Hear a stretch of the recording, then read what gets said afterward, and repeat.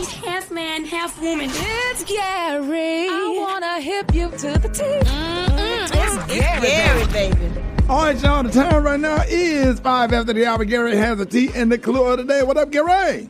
Good morning, Ricky. Good morning to you. It's Monday, a beautiful, beautiful day in the neighborhood. And here's what's happening in celebrity news, y'all. Cynthia Bailey, she is denying, y'all. She's finally speaking out. She is denying infidelity, y'all. Caused to break up with she and her husband, Mr. Mike Hill. Now, they're saying that Cynthia was seen without her 20-carat wedding band, honey, as she arrived at New York's JFK Airport amid the reports that she had filed for divorce from Mike Hill. Now, they're saying that the Real Housewives of Atlanta veteran denied the reports that the 52-year-old talk show host's cheating ways led to her filing for divorce, after 2 beautiful years of marriage. Now, they're saying that Cynthia and Mike filed for divorce after living apart, on separate coasts, y'all, for months. And, that's a real hard thing to do.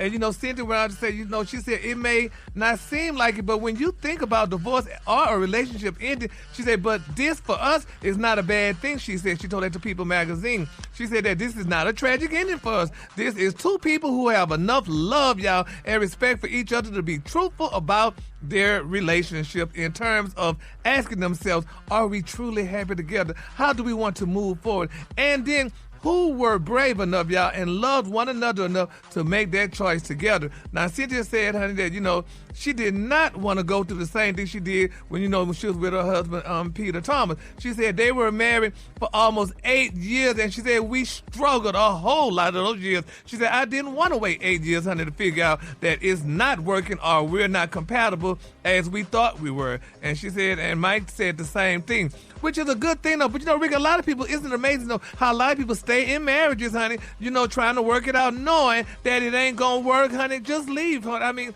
what? Didn't you think she did the right thing? Just to what about leaving the relationship? Yeah, not staying in it, honey. Like Maria was saying, just save face. If it ain't working, you got to go. I mean, she's still young. You got the rest of your life to live. I mean, imagine how many people waste 20 and 30 years in a relationship when they could have moved on and been enjoying their lives. Yeah, right. But then some people say, but we got to stay for the kids, though. Damn, the kids deserve to see you happy. They deserve to see you happy, even if you're not together. You can be happy and not be married. And even raise the kids better. To come. You know what? Nobody asked y'all to come. Okay. Well, honey, she said so. She said they just weren't gonna do it. But a lot of people were wondering, did Cynthia sell Lake Bailey? And it's been reported she did sell Lake Bailey her $1 million estate, honey. She sold it, so people wonder, hopefully she's not homeless or anything. Because if she moved in with Mike, that means she doesn't have a place to stay right now. So hopefully she get to find her apartment or somewhere to live since she's no longer with Mike. So we're going to see, honey, how that all turns out. Which I wouldn't have sold my house. I'd have kept my house just in case something like this would have happened, honey. But it happens. All right, moving on in other celebrity news, y'all. Eboni K. Williams, baby, is speaking out, honey. She said she is no longer a fan of comedian Chris Rock. She said now Miss Williams accused Rock of shucking and jiving, honey, for white claps at a solo event. She said, for me, quote, Chris Rock is done. She said during a recent episode, y'all, of her podcast, Hired in Court now. Now, Miss Williams described Chris Rock's joke as just full of unapologetically anti-black. She claims, y'all, that Rock tailored his jokes to cater to the white demographic audience. She said, quote, I was disappointed. I was hungry. She noted, y'all, that her hunger was her cue, honey, to leave that show. Now, Miss Williams said that Rock should have been slapped again for that performance. She said, honey, I left there thinking he needed to be slapped one more time. Well, what did he say, I wonder? She said, I didn't like the first slap, honey. She said, I thought it was just, whatever. But now I'm like, where is Big Willie when you need him, honey? She said, yes, honey. She said, she went on and talked about the slap, but evidently, Ricky, he was saying something, shucking and driving. She didn't mention a specific joke. She just said the overall tone of his performance was like he was kind of,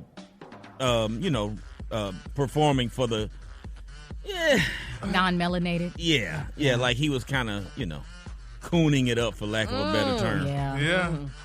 And you can kind of see that, though. I mean, let's keep this going, honey, so I can keep this sympathy role going where I can keep getting my checks. And, he has a beautiful European girlfriend now, so I don't know. That probably didn't help matters, no. Yeah. Have you ever been to a Chris Rock comedy show?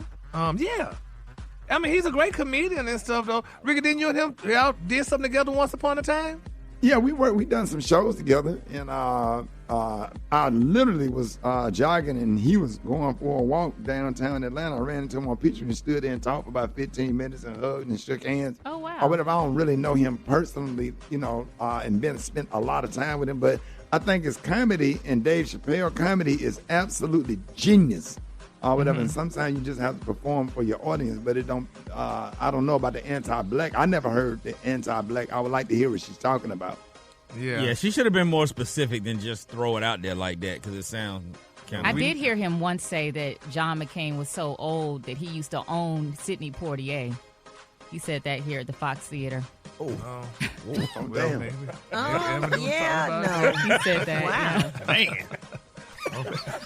You know what? That's I can't. No. Yeah, no pray. Look at you.